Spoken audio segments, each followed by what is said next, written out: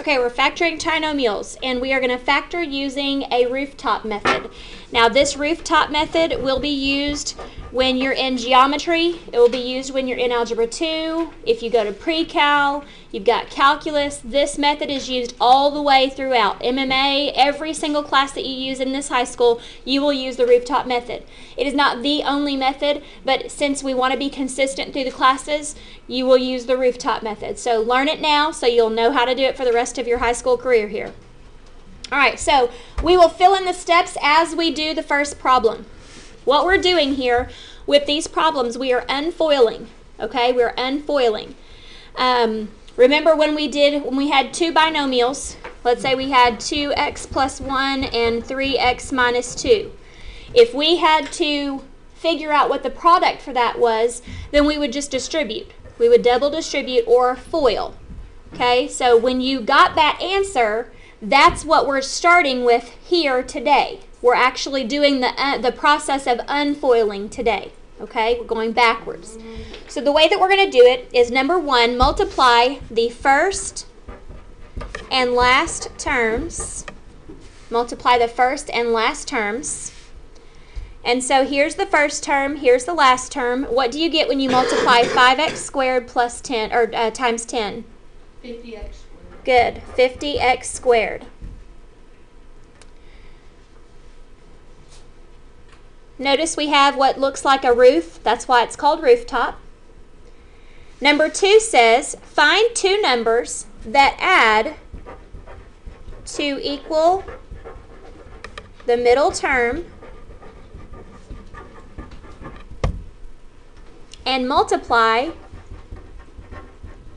to give you the product from step 1. So we're adding to equal the middle term, and we're multiplying to give the product from step 1. Exactly what we've been working on the past 3 days is bell work, okay? So we are multiplying to one number and adding to another number, all right? So let's see in our problem what we're multiplying to and what we're adding to. We are going to be multiplying to this rooftop number. We're going to multiply to that one, and we're going to add to the 27x. So let's look at how our table will be set up. Remember, this one is your product number. That first column is your product number, and we're going to put 50x squared there. Then this is your sum column, and we want 27x in the sum column. Now, we already used 50 and 27 on today's bell work, okay? So let's just remember. Now, what we have different, though, is we have letters. Remember, to get an x squared, you have to have x times another x. So there's 1x times 50x will give you 50x squared. We also had 2x times 25x, and we had 5x times 10x. Do you remember those numbers from the bell work? Okay. Now then we add them. Remember, when you add, you don't change the exponents. So then this would be 51x, 27x, and 15x. So which two numbers multiplied to 50x squared and added to 27x? 2x and 25x are the two numbers that we found, okay? So now what we do, now that we've multiplied to the first and the last terms, so we multiplied to this product and we added to the 27x, number 3, the step says, replace the middle term with these two monomials. So the two monomials that you just found, you're going to replace the 27x with those two things. So we're going to start by writing 5x squared plus 2x plus 25x plus 10. Notice these are the two that we just found right here, and they actually add up to 27x.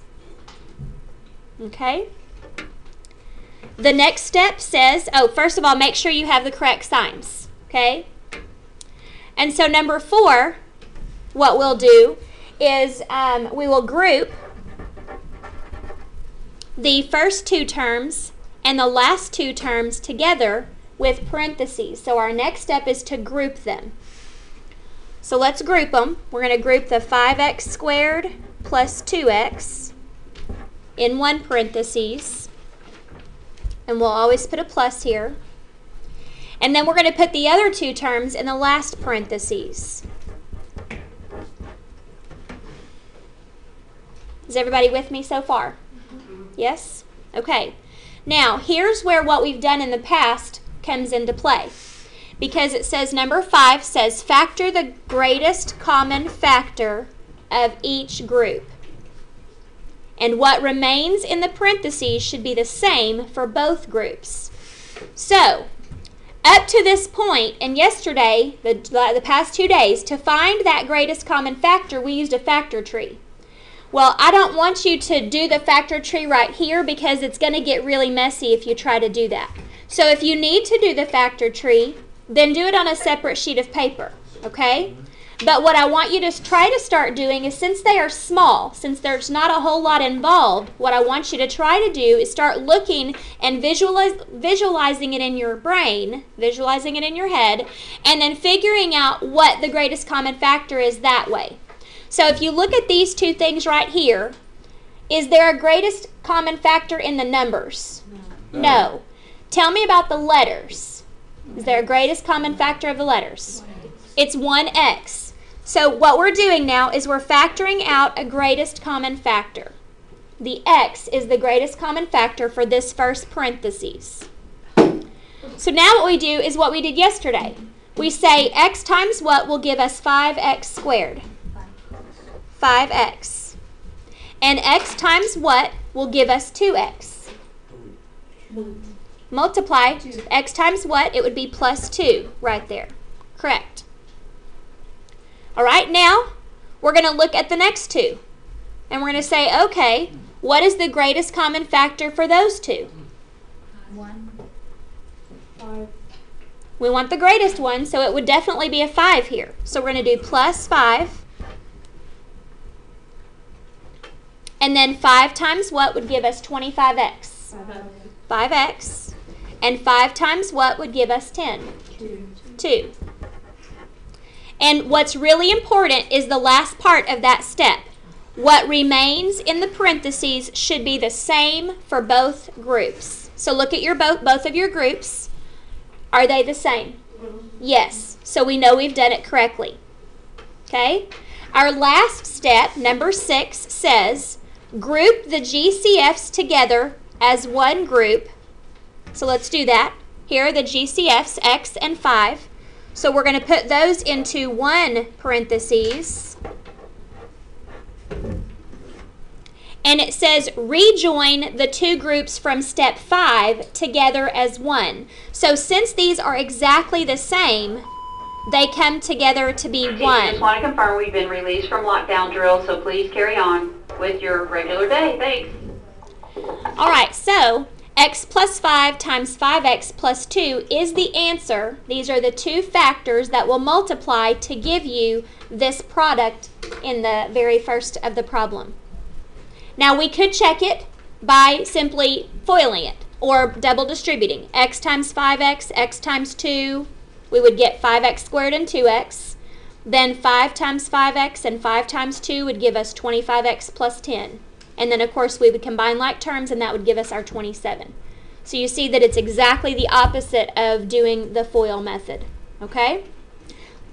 This process will be the same every single time. So if you get this process down, you will have no problems, okay? So our first step, again, is to multiply the first times the last and watch your signs. So what would this one be? Negative 20x squared. So we want to multiply to that one. So our product is going to be for negative 20x squared. We want to add to which number? The middle term. Negative, and should we put a number there? A negative 1x. Excellent. All right, so let's think of the numbers that multiply to negative 20x squared. Let's start with 1. 1x times negative 20x. 2x times negative 10x, 4x times negative 5x. So those are the things that multiply to negative 20x squared. Let's add them now. This is negative 19x, negative 8x, negative 1x.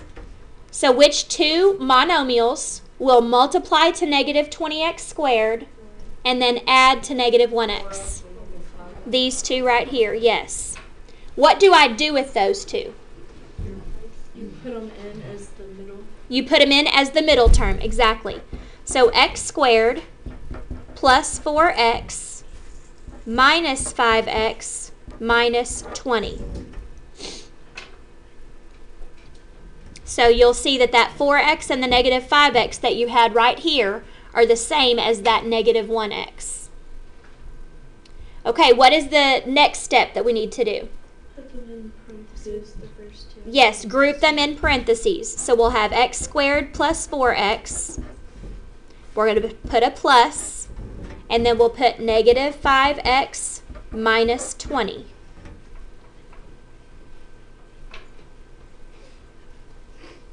After we group them, what's our next step? Greatest common factor. Excellent. So look at your first two terms here.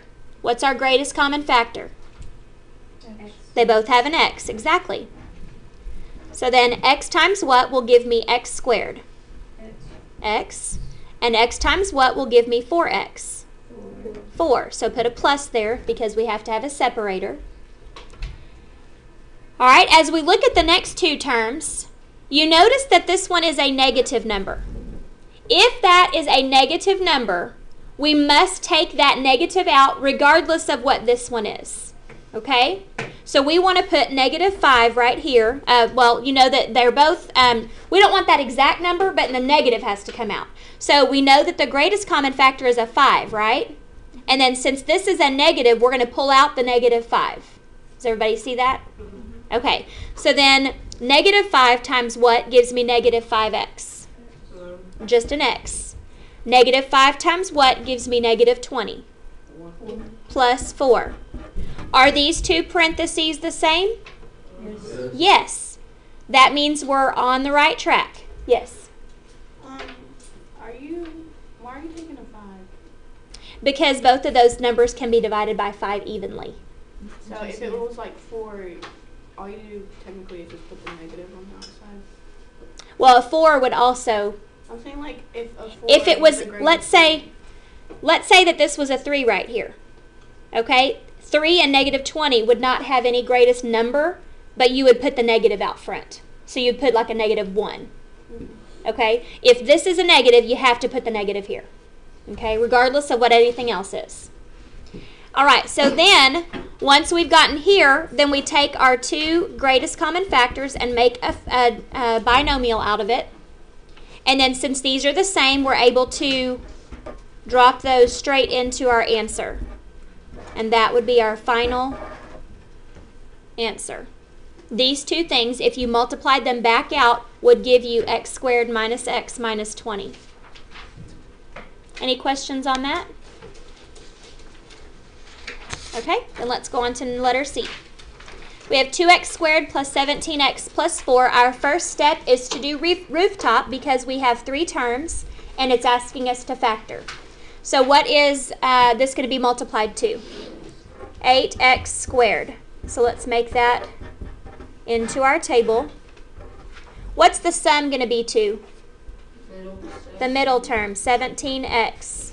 So let's think of some numbers that multiply to 8x squared. We have 1x and 8x, 2x and 4x. Let's add them. 9x and 6x. Even if we put negatives on them, will we get a 17? No. No. So in this case, this is not factorable. This polynomial will not factor.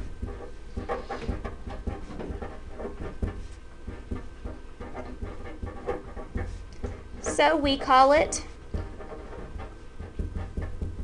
prime. The answer is prime here. Remember, those prime numbers can only factor with 1 and itself. So because this doesn't have anything else that can multiply to it, it's considered prime. Okay, let's look at letter D. Again, we're going to do rooftop to factor. This would be 30x squared. What are we going to have to add to? Negative 17x. All right, so let's think of some numbers that multiply to 30x squared. We have 1x times 30x, 2x times 15x, 3x times 10x, 5x times 6x. If we add them, this would be 31x, 17x, 13x, 11x.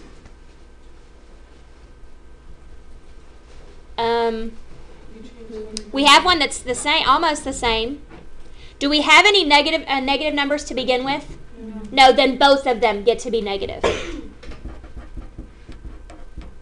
So you have to make both of them negative if you don't start out with any negatives. Okay? So then this would be negative 17x when you add them. And where do those go? Put them in place of that middle term. So 3x squared minus 2x minus 15x plus 10. What's our next step? Group them.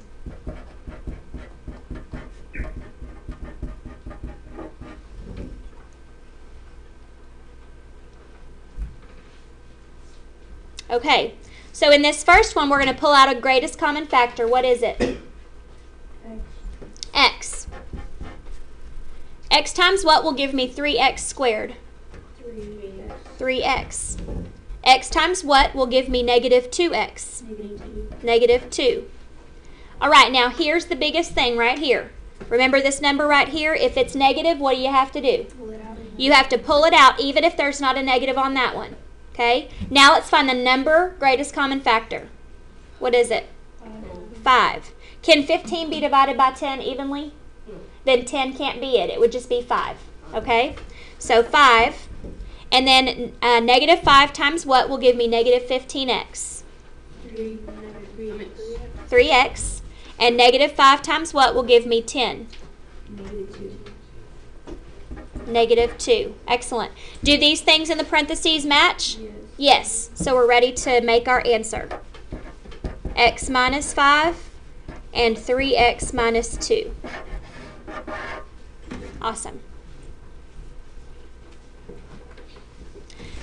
Letter E is asking you to do the exact same thing. Okay? I'm not going to do this one for the interest of time. Okay? But this is still going to be rooftop. You'll still do the rooftop method. And you'll still solve it until you get your answer. Okay? Letter F, though. Can you do rooftop on that one? No. Why? There's not 3 terms, right?